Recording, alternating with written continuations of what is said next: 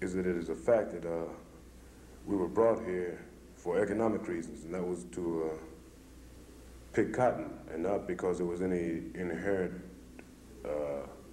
hatred in the nature of the white slave masters. Historically, all ethnic groups that have come to this country have been brought here for a political reason, like the Chinese. If they didn't have railroads to build, they wouldn't need the Chinese. It's quite the same in the case of black people. No cotton, they wouldn't have needed us, and we would have been just an additional burden. The reason that black people eat chitlins and sing the blues is not because we were wild about cheap meat and sad music, but because our economic base dictated it. If the pig power structure didn't have the cotton, they wouldn't have needed us. The question was economics. The question was economics. Capitalism is the disease of mankind that allows 5% of all the people to control 95% of all the wealth. Greed is the purpose. Racism is the excuse.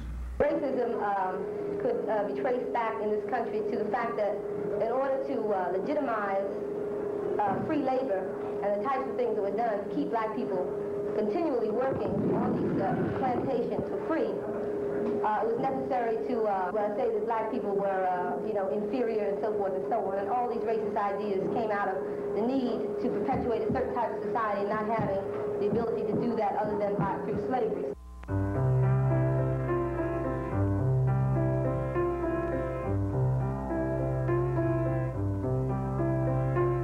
Have you ever stood in the darkness of night, screaming silently, you're a man?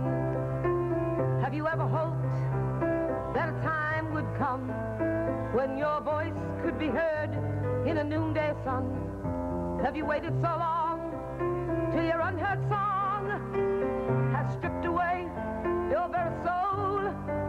Well then believe it, my friend, that this silence can end. We'll just have to get guns and be men. This rally is important because this is where the Black Panther Party, Black People's Party, gives you or allows you to hear our programs, the constructive programs that we have for the black community, which the racist press does not want to let you hear. All they want you to hear is guns.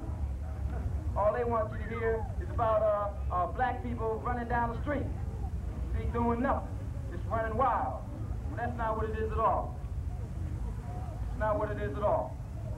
It's time that black people begin to wake up, that all Americans begin to wake up, because it's getting very, very late. They have concentration camps ready. It's not going to be just black people in there. They're going to be putting all people who are trying to work for their own liberation, who are trying to control their own community. It's important that people understand that. It's important that black people get together. The US organization shot John Huggins in the back and shot Bunchy Carter in the chest, and they were dead. Two of our brothers who were our leaders and who were beautiful, beautiful men were shot down by pigs, and they were not white pigs, and they were not uniform pigs, they were black pigs.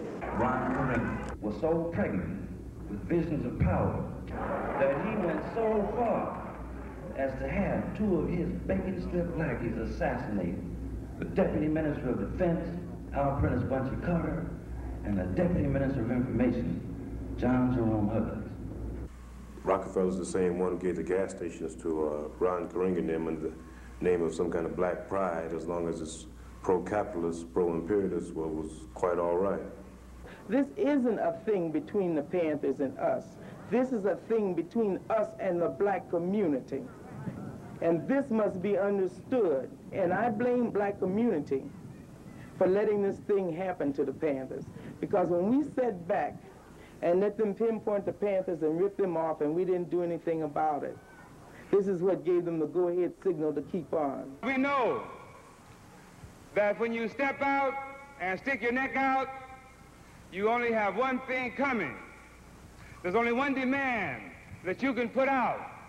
And it was put out by Che Guevara, and I want to quote him when he says that wherever death may surprise us, it will be welcome, provided that this, our battle cry, reaches some receptive ear, that another hand reaches out to pick up weapons, and that other fighting men come forward to intone our funeral dirge to the staccato of machine guns and new cries of battle and victory. All power to the people. All power to the people.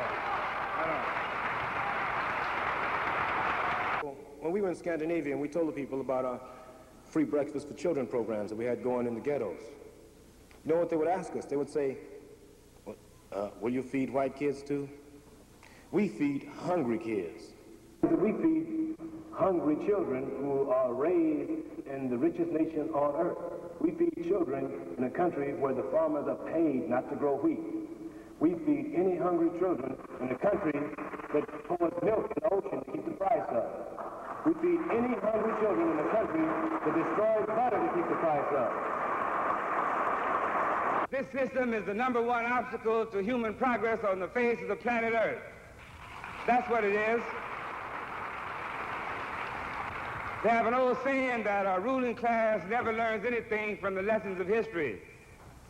And I think that we have ample evidence that this is true. That in the face of a worldwide uprising of the people against exploitation, against imperialism, against racism, we say that the people must rise up against this, take an unyielding stand against it, no matter what the price. On December 8, 1969, 300 Los Angeles police made a highly organized, premeditated attack on the central office of the Black Panther Party.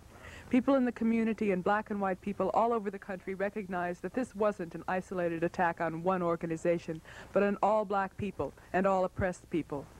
The Panthers have tried to draw oppressed people together. The Panthers were never racist. They always talked about oppressed versus ruling class, not black versus white.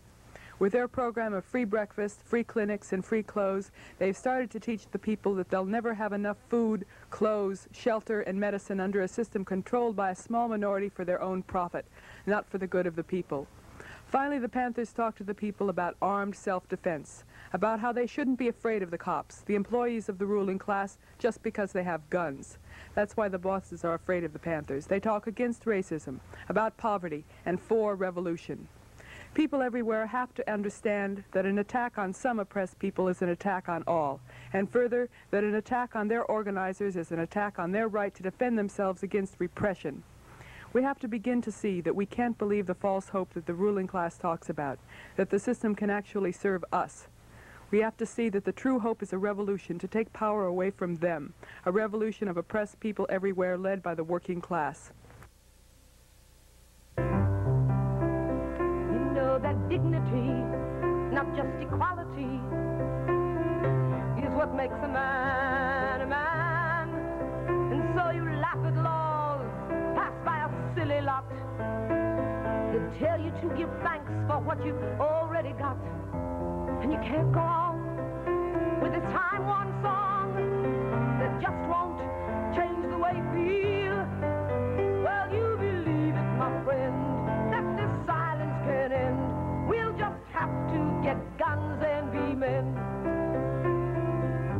And we dig on all the people that held up the light before. Marx, Lenin, Stalin, Lamont, Malcolm. And flesh of our flesh and blood of our blood, those brothers and sisters that are doing it in Africa, Mozambique, Zimbabwe, Guinea-Bissau, Angola, and our comrades in arms in Asia and Latin America. Chairman Mao says that Leninism teaches that the world revolution can only succeed if the working class of the capitalist countries supports the struggle for liberation of the colonial and semi-colonial peoples of the world, and if the working class of the colonies and semi-colonies support the liberation struggle of the working class of the capitalist countries. One after another, the oppressed peoples of the world have seen that in order to throw off the exploitation by the big bosses of the U.S. and other imperialist nations, in order to survive and to live like human beings, they've had to organize their fight. They've succeeded only by uniting on the basis of complete equality. The oppression of one nationality, one color, one sex by another strengthens the ability of the imperialists to dominate workers and other oppressed people by dividing them. Working people here have to look to the liberation struggles of the nations of Asia, Africa, and Latin America as models and begin to fight against all the ideas and inequalities that weaken our ranks. We have to unite with the workers and other oppressed peoples of these nations fighting for their liberation against our common enemy. And here in the U.S., we have to unite as one people led by the working class, black, brown, yellow, red, and white, man and woman. Yes, it's time you know who you really are and not try whitewash the truth. You're a man, you see, and a man must be whatever he'll be, or he won't be free. If he's bound